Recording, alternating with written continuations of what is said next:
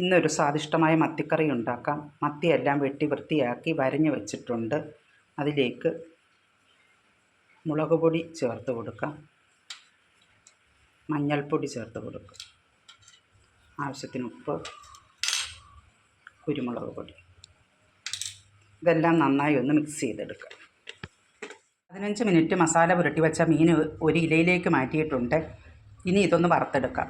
ഇലയിൽ വറക്കുന്നത് എണ്ണയുടെ ഉപയോഗം കുറയ്ക്കാനാണ്. അധികം മൂത്ത് പോകാതെ വറുത്തെടുക്കണം.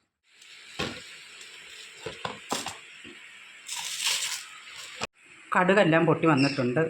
ഒരു സവാള കട്ട് ചെയ്തത്,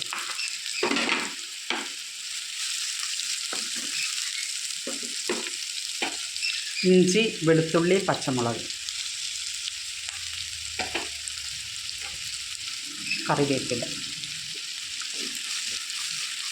സവാള നന്നായി വാടി വന്നിട്ടുണ്ട്. മസാല ചേർത്ത് കൊടുക്കാം. 2 ടീസ്പൂൺ മുളക് പൊടി, 1 ടീസ്പൂൺ മല്ലിപ്പൊടി, 1/4 ടീസ്പൂൺ ഉലുവാപ്പൊടി, അല്പം മഞ്ഞൾപ്പൊടി. പച്ചമണം മാറുന്നിടം വരെ ഇളക്കി കൊടുക്കും. പച്ചമണമൊക്കെ മാറി വന്നിട്ടുണ്ട്. ഒരു തക്കാളി കട്ട് ചെയ്തത് ചേർക്കാം.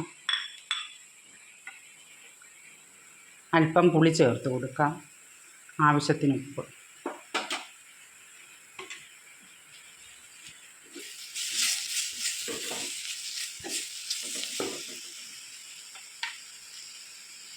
വേകാനുള്ള വെള്ളം ഒഴിച്ചു കൊടുക്കും.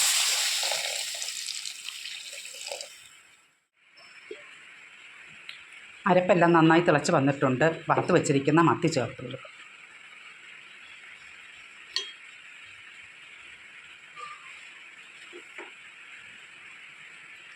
2-3 മിനിറ്റ് ഇതൊന്ന് വെന്ത് വരട്ടെ. നന്നായി വെന്ത് വന്നിട്ടുണ്ട്. തേങ്ങാപ്പാൽ ചേർത്ത് കൊടുക്കും.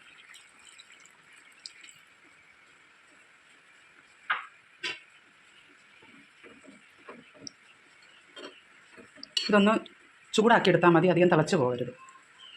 മത്തിക്കറി റെഡി ആയിട്ടുണ്ട്. എല്ലാവരും ഉണ്ടാക്കി നോക്കണം. ഇഷ്ടപ്പെട്ടാൽ ലൈക്ക് ചെയ്യാനും ഷെയർ ചെയ്യാനും മറക്കല്ലേ. Thank you.